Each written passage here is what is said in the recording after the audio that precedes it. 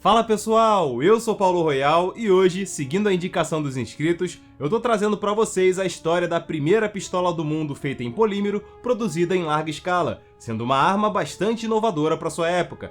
Ela entrou em uso mais de uma década antes das armas fabricadas pela empresa austríaca Glock, que acabou levando a fama em todo o planeta por esse tipo de produção, sendo que ela não foi a pioneira nesse segmento.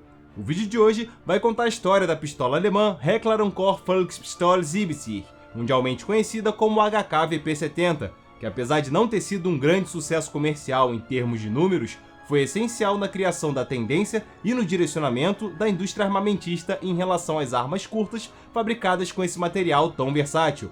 Quando o vídeo acabar, deixa aí a sua sugestão de tema nos comentários, assiste aos outros vídeos aqui do canal na playlist chamada A Origem das Armas e não esquece de me seguir nas redes sociais, onde eu coloco diariamente por lá um conteúdo exclusivo relacionado a armas, tá certo?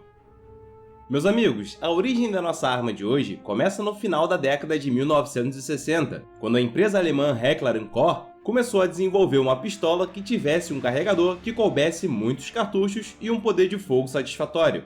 O objetivo era direcionar esse armamento tanto aos militares como aos civis, já que naquele momento, em plena Guerra Fria, havia um grande receio por parte da Alemanha Ocidental que a União Soviética fizesse uma invasão ao país.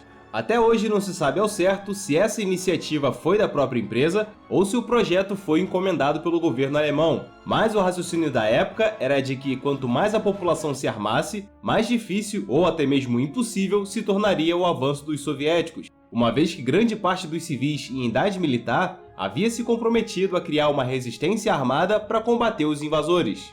A HK já havia colocado no mercado em anos anteriores outros modelos como as pistolas HK4 e P9, mas essas ainda não traziam exatamente o que a organização buscava, que era um impacto inovador nesse segmento. Então, a equipe de engenheiros da empresa, liderada por Alex Seidel, Till Müller e Helmut Weldler, começou a desenvolver um projeto que tivesse atributos que chamassem a atenção do mercado armamentista, e o primeiro deles foi o próprio nome da arma, já que Volkspistole significa pistola do povo em alemão, e indiretamente passava um recado aos soviéticos de que a resistência poderia ser muito maior do que eles imaginavam, caso tentassem efetivamente invadir o oeste da Alemanha. Então, em 1970, o projeto foi concluído e era apresentada ao mundo a inovadora pistola HK-VP70, municiada com um calibre 9x19mm. Alguns historiadores afirmam que o design externo da arma é inspirado na pistola alemã Mauser HSC, usada pelo exército alemão durante a Segunda Guerra Mundial. Dando uma olhada rápida nela, até que se parece mesmo, o que não seria estranho, afinal, a fábrica HK foi criada a partir da extinção da fábrica Mauser, e Alex Seidel era um dos engenheiros da Mauser e se tornou um dos fundadores da HK. Mas vamos voltar para 1970. Além de uma aparência bastante futurista e do baixo custo de produção, sem dúvida, o ponto que mais chamava a atenção na VP70 era a sua armação feita em polímero, sendo a primeira pistola produzida em escala industrial do planeta nesse material. O consagrado modelo austríaco Glock 17 só foi apresentado em 1982 e efetivamente fez o ramo das pistolas poliméricas crescer numa escala descomunal nas últimas décadas, mesmo não sendo a vanguardista da categoria. A produção da VP70 foi encerrada oficialmente em 1989, quando a Glock já havia se consolidado no mercado e acabou se tornando a líder mundial em pistolas de polímero, tirando qualquer chance de sobrevivência da sua concorrente alemã. Apesar do progresso indiscutível da Glock nos seus primeiros anos de existência como fabricante de armas, outros fatores contribuíram para que a VP70 não tenha feito tanto sucesso assim. Ela foi produzida em duas versões distintas, lançadas simultaneamente. Uma foi a VP70M, de uso exclusivo dos militares, e a outra foi a VP70Z, que podia ser usada por civis. Até chegaram a fabricar por volta de 400 unidades das versões civis municiadas no calibre 9x21 IMI, as direcionando para o mercado italiano, porque lá, naquela época, o calibre 9x19mm só era permitido aos militares e forças de segurança. As características das duas versões da VP70 são quase iguais, exceto por alguns pontos que eu vou mostrar ao longo da listagem dos atributos do projeto, que são os seguintes. O mecanismo de percussão é o Strike Fire, ou percussor lançado. A espoleta do cartucho é atingida através do impacto de um striker e não de um pino percussor acertado por um martelo ou cão. O sistema de ação é o blowback direto, sem basculamento do cano. Para não haver um excesso de pressão por conta da detonação do cartucho, O raiamento interno do cano foi usinado de forma mais profunda que o geralmente visto nas armas de mão. O objetivo é justamente fazer com que uma parte dos gases do disparo, entre aspas, escape por esses sulcos, reduzindo a pressão do tiro, mas, como efeito colateral, acaba também reduzindo a velocidade do projétil de 10 a 15% do que seria caso o raiamento do cano tivesse a profundidade, digamos, convencional. O seu gatilho funciona através do sistema conhecido como híbrido, ou seja, o mesmo estilo adotado pela Glock na ciclagem das suas armas, com o striker sendo levemente puxado para trás e solto em seguida contra a espoleta do cartucho. Mais adiante, quando eu mostrar o funcionamento interno da arma, vocês vão ver como tudo isso funciona. Apesar do gatilho ter uma pressão de aperto bem alta, com 15 libras de força, na versão civil ainda foi instalada na base do guarda-mato uma trava manual de segurança, já que a VP-70 não tem mecanismo de segurança no gatilho e nem um bloqueador do striker, recursos esses que são encontrados na Glock.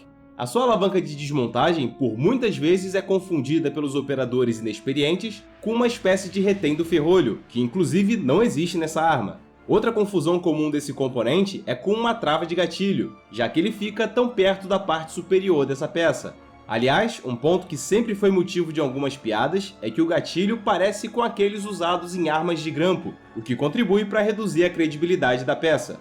O retém do carregador fica localizado na base da empunhadura de gatilho, o que também gerava confusão em operadores iniciantes, que nas primeiras trocas de carregador sempre apertavam a trava de segurança achando que ele era o retém. Numa situação de combate, isso podia significar uma falha fatal. O seu carregador é bifilar e com sistema de alimentação dupla, o que é incomum de se ver nas pistolas de hoje em dia, que geralmente são bifilares, mas com alimentação simples, por meio do afunilamento do carregador. O ferrolho não para aberto quando o carregador é esvaziado. A entrada do fosso do carregador é extremamente justa, o que dificulta bastante a inserção de um carregador numa situação de estresse e ou baixa luminosidade. A sua massa de mira é fixa e tem uma construção bastante peculiar. Ela é uma espécie de rampa que forma uma sombra no seu espaço central, e essa se combina com a placa frontal da massa, que é preta. A alça de mira não é regulável, mas é removível.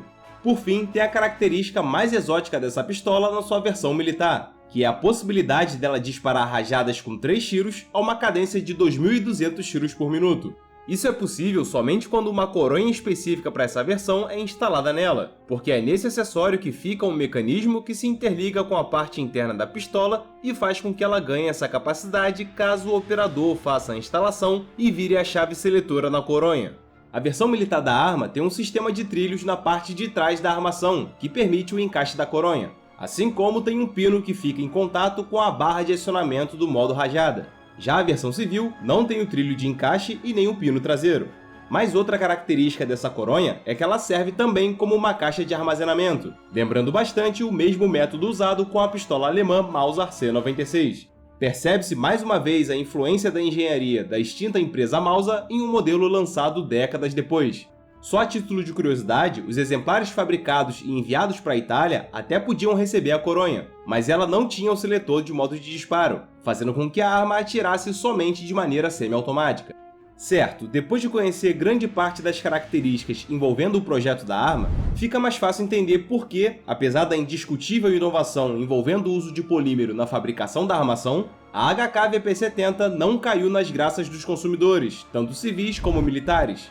Pontos positivos, como a leveza da arma por conta de um material moderno e de baixo custo, fora um carregador que comporta muitos cartuchos, sem dúvida alguma são importantes e não podem ser esquecidos. Entretanto, a gravidade dos atributos negativos, como o gatilho extremamente pesado, um aparelho de pontaria que não é prático, principalmente em situações de baixa luminosidade, e um método de alívio de pressão do disparo que torna o projétil significativamente mais lento, são pontos que impediram que a HK-VP-70 pudesse fazer o sucesso que era esperado durante a sua projeção. Não devia ser muito agradável para o operador da arma saber que ela dispara um cartucho calibre 9x19mm, que nessa ocasião, balisticamente falando, teria uma performance parecida com um calibre 380 CP, ou seja, seria um disparo visivelmente menos potente. Muitos historiadores afirmam que a chegada da Glock 17 em 1982 foi só a tampa do caixão do modelo alemão, e que inevitavelmente a VP-70 iria cair no esquecimento do público por conta dessas falhas no seu projeto. Só que a justiça tem que ser feita, e esses mesmos historiadores alegam que a fábrica austríaca deve muito do seu sucesso inicial ao projeto inovador, mesmo que desajeitado, da HK VP-70. Então agora é o momento de vocês conhecerem como é o funcionamento de uma VP-70 por dentro. E o modelo que eu vou usar de exemplo vai ser o militar, onde vocês vão conseguir enxergar a arma funcionando em modo semiautomático e rajada de 3 tiros. Acompanha comigo essa explicação detalhada, começando pelo modo semiautomático. Quando o gatilho é apertado, reparem que a sua barra dupla não tem nenhum sistema de alavancagem, ou seja, a força que o atirador faz no gatilho é diretamente contra a resistência da mola pré-tensionada que mantém o striker posicionado à frente. Quando o striker se desconecta, a sua mola se expande e o lança contra a espoleta do cartucho, fazendo o tiro acontecer.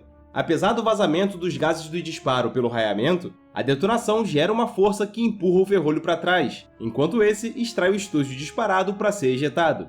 A mola recuperadora vai absorvendo esse recuo do ferrolho, e no final do curso dele, um par de molas entra em ação para suavizar ainda mais o recuo sentido na mão do atirador.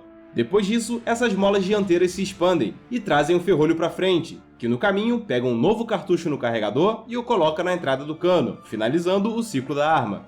Agora vamos olhar o mecanismo da coronha que faz a arma disparar a rajada de 3 tiros.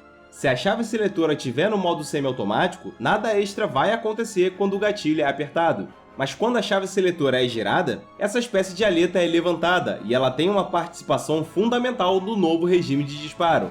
Quando o tiro é dado, o contato do ferrolho recuado abaixa a aleta da coronha e faz ela girar uma engrenagem, encaixando uma trava nesse vão. No segundo tiro da sequência, mais uma vez a aleta é abaixada e a engrenagem gira mais uma vez, levando a trava para outro vão. Só que no terceiro tiro, a engrenagem propositalmente não deixa a trava avançar mais uma vez, interrompendo a rajada mesmo que o gatilho permaneça pressionado.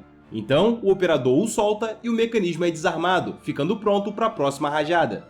Na ficha técnica de hoje, eu vou usar o modelo militar, embora ele praticamente não tenha nenhuma diferença nessa parte em relação ao modelo civil.